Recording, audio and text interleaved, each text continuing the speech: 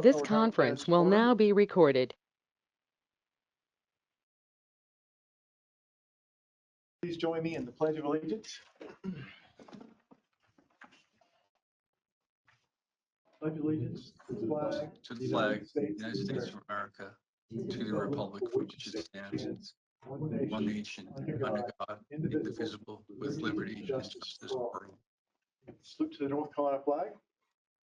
Salute the flag. Salute the flag of North Carolina and pledge to the Old North State love, loyalty, and faith.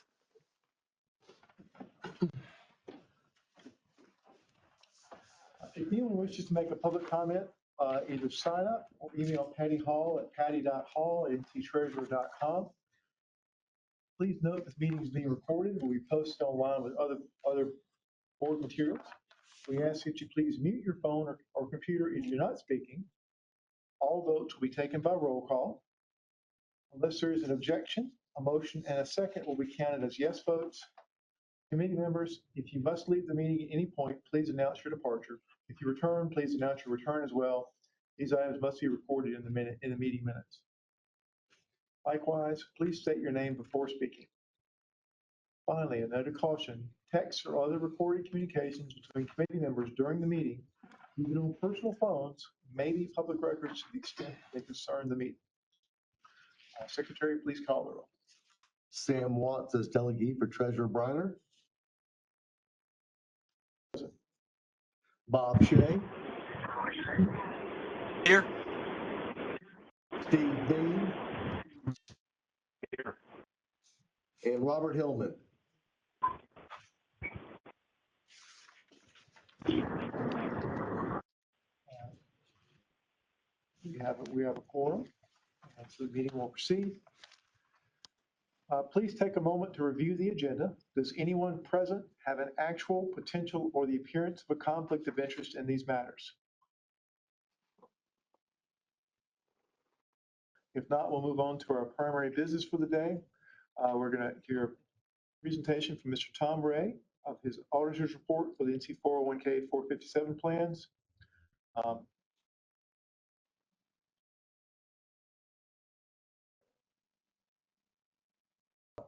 Okay, awesome. You're good. Thanks, Mr. Watts. Thomas Ray, partner, UHY. Happy to be here. So again, appreciate everyone's cooperation and participation in today. So my agenda today is really just to go over the financial highlights. So just as a reminder, our scope of our engagement is twofold actually. It's issue an opinion on the financial statements of the 457 and 401k plans. And then in addition, we also do, we're contracted to do annual employer testing summary results. So I'll go over that as well and kind of touch upon what we do and the results of that as well. Also required, every audit is risk-based audits, and there's also required communications under auditing standards. So I'll go through those as well. So next slide.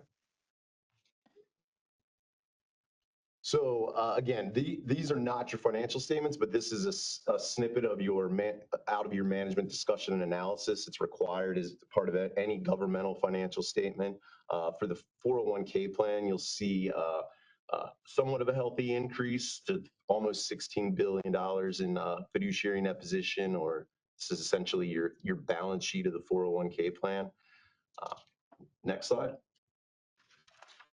As you'll see, again, with a mature plan like this, there's really three drivers of that increase or decrease every year to that net position. It's your contributions from employers and participants, your investment income, and obviously any distributions out, benefit payments, et cetera, to retirees or anyone that's separated. As you can see, the net investment income of 1.6 is really, so we live a mature plan like this lives and dies by investment performance. So you'll see that total increase in fiduciary net position at the bottom of 1.5 billion is essentially driven by that net investment income, as contributions and distributions essentially are a wash. Next slide. The next slide is obviously the 457 plan balance sheet or statement of fiduciary net position. Similarly, slight increase to a little over $2 billion of net assets. Next slide. And again, similar, just like the 457 plan, contributions, distributions, and then that net investment income. So an increase of about 180. You'll see that net investment income of about 220. Distributions outpaced inflows, contributions, obviously. So again, living and dying by the results of the market and investment income year over year. Next slide. So I mentioned, again, every audit, the financial statements are essentially the agencies, the Treasurer's Department. Our responsibility is essentially just to issue an opinion. So those financial statements are derived by the finance staff and the agency, and then we issue an opinion. This year's opinion is an unmodified, what used to be an unqualified, but either way, a clean opinion. In that opinion letter, we also note that we do limited procedures, but render no opinion on that management discussion and analysis. It's required supplemental information of, like I said, every governmental entity. Financial statements requires management discussion analysis. There's a lot of good information about what went on, any changes to the plans, et cetera, in that section. Because we perform our audit under government audit standards, we also issue a report on internal controls, and we're happy to report that there were no material weaknesses or significant deficiencies, as we are required to communicate those to in this case, the audit subcommittee. And then, as I said, every audit there's other required communications, and I'll go over those at a high level in the next couple slides. So again, that's a separate letter. It's provided to the treasurer, Jeff, but it just kind of goes over our responsibility under generally accepted audit standards. If there were any new accounting standards adopted in the year, those would be communicated. Similarly, any significant estimates. So in your defined benefit plan for the state, obviously there's much more significant estimates. For instance, the actuarial valuation is certainly in all the assumptions that go into that. And investment valuation, private equity, or alternative investments are somewhat subjective and considered estimates in some regards. In the deferred comp plan, the stable value crediting rate is about as close as we get to a significant estimate, as your crediting rate is reset quarterly by Empower. So some additional ones. Obviously, management was very cooperative. Most of the heavy lifting and getting to this point is really them. Those financial statements, as I said, are derived by staff. There were no disagreements with management. We weren't made aware of any consultations with other accountants on the application of GAAP or GAS. There were no major issues discussed prior to our retention. And then after this meeting, I think what we've always typically done is trade off. So the conclusion of every audit, management signs a management representation letter, and that's usually attached to the letter. So I'll get that from Jeff probably today. And then we will officially date the financial statements today. But again, we've been ready to go for probably about a month or so. And again, clean audit opinion, and appreciate everyone's cooperation. Next slide. I mentioned, it's actually kudos to the subcommittee. Not every board or governing body, particularly for defined contribution plans, add in this layer. It's predominantly just a financial statement audit. We are also tasked as part of our contract to do employer testing. So it's that old adage of garbage in and garbage out. We're obviously doing a lot of testing internally here around financial operations and obviously at Empower. But what we do in this section, and we piggyback a little bit on our contribution testing, but we're actually sampling the employers. So we do the the top 10 employers by payroll every year, and then we do another 15 randomly. And so this is just kind of gives you an idea of the procedures that we're performing at the actual employers. And then and that over to the right of this slide gives you all the employers that were tested this year. So a little bit of again, I say kudos to the audit subcommittee for commissioning this, because you're really now getting into the payroll and at the actual employers and getting to see the details behind what they're submitting to Empower on a biweekly, monthly basis. So there's a full report as to the results of that for each attribute of those procedures by the employer, and that's provided to Jeff, and I think that's already been provided to Jeff. Another good thing is if there are issues, we always have findings in this. They're never material to the financial statements.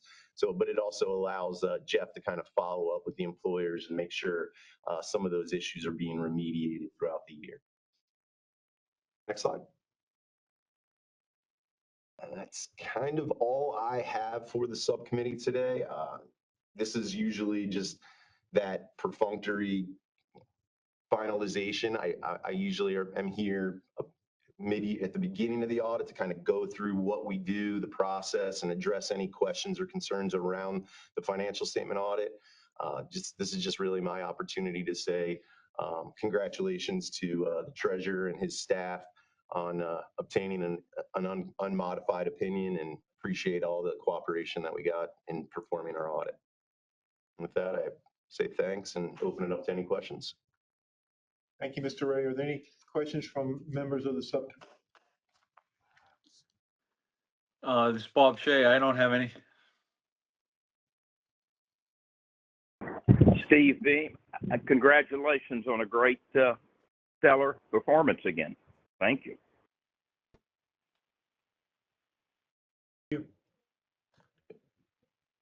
Awesome. That's all I have, Mr. Watts. Absent any other questions or comments from Mr. Ray, I need a motion and a second to approve the 2024 financial statements for the NC 401k and the NC 457 plans. This is Bob Shea. Moved. So This is moved. Steve V.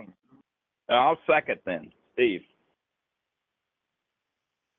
Did you guys capture that? Okay. All right.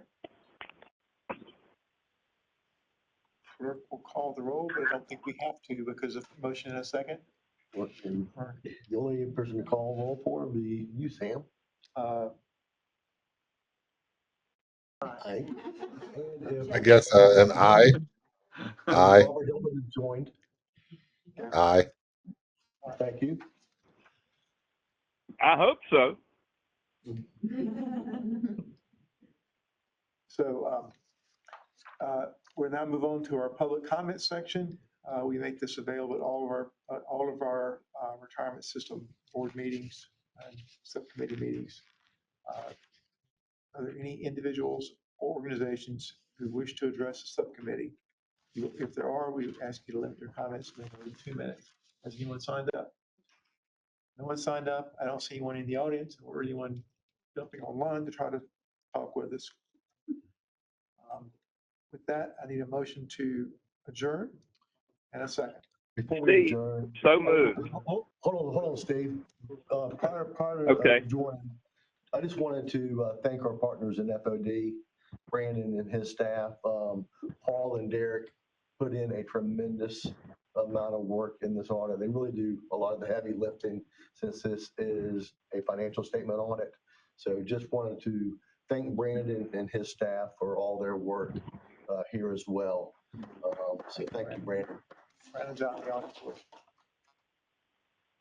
Okay. Okay, well, absent any further comments, I think we already have a motion on the table to adjourn in a second. We capture the. We had a motion from Steve. Is there a second? Bob Shea, I'll second.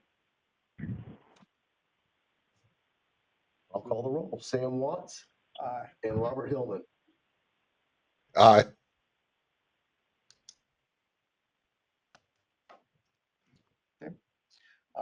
That being said, we stand adjourned.